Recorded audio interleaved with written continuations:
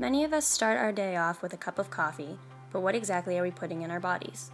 Caffeine is the most widely used psychostimulant in the world. Some natural sources of caffeine are found in coffee, tea, and cocoa.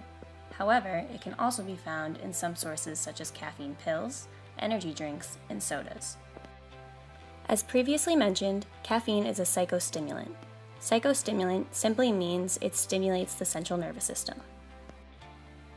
Other psychostimulants include cocaine, methamphetamine, and methylphenidate, also called Ritalin. Although their structures appear similar, caffeine is a very mild stimulant with much safer effects. Now let's talk about how caffeine affects your body. Caffeine is an adenosine blocker. Adenosine is the chemical released in your body to give you that drowsy feeling. Caffeine disguises itself as adenosine and binds to the adenosine receptors, preventing the release of adenosine. This is why drinking coffee keeps you awake throughout the day. Caffeine may also be beneficial in athletics by activating the fight or flight response. Caffeine inhibits breakdown of cyclic adenosine monophosphate, also called CAMP, which signals production of norepinephrine in your heart and epinephrine in your adrenal glands. This response leads to an increase in heart rate and blood pressure, which brings more oxygen to the brain and to the muscles, aka an increase in adrenaline. This drive causes a decrease in rate of perceived exertion, which makes typically hard workouts not seem so difficult. Now let's dive into caffeine's effects on rugby athletes. Rugby is a high-intensity field sport, which includes acceleration, sprinting, deceleration, and change of direction. Rugby is also a high-intensity contact sport, which includes collisions, tackles, and wrestling bouts throughout a competition.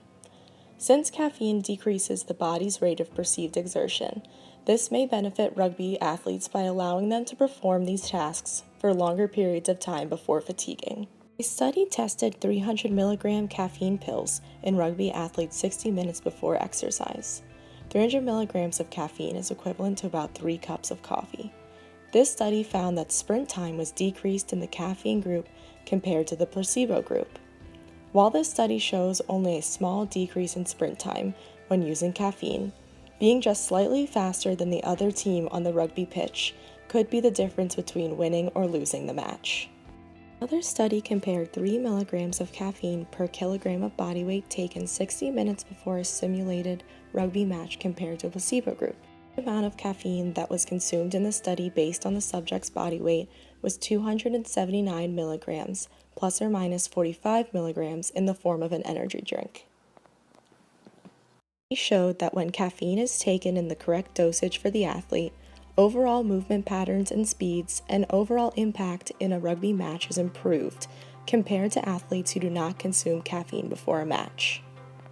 Another study found that ingesting 3 milligrams of caffeine per kilogram of body weight 60 minutes before 7 rugby matches still increased the number of body impacts and engagement of players during a match, but does not affect the frequency or quality of rugby-specific skills such as tackling, rucking, passing, catching, and carrying a ball.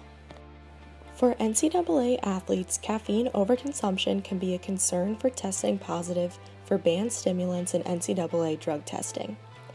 A positive urine drug test for caffeine would be having a concentration exceeding 15 micrograms per milliliter of urine. To have this caffeine urine concentration, an athlete would have to consume the equivalent of 6 to 8 cups of brewed coffee 2 to 3 hours before competition. If you think about it, that would be 6 to 8 short-sized cups of coffee from Starbucks, or 2 venti-sized cups of coffee from Starbucks, or 3 large cups of coffee from Dunkin' Donuts. Although caffeine can help increase performance, caffeine in excessive amounts, usually between 6 and 9 milligrams of caffeine per kilogram of body weight, can cause GI distress, nausea, or shaking. Too much caffeine can also have a negative impact on training, sleep, and performance, all which are huge negatives for athletes. It is noted that caffeine can affect individuals differently, and trial doses should be tested by individual athletes so that they can reap the most benefits from their caffeine ingestion.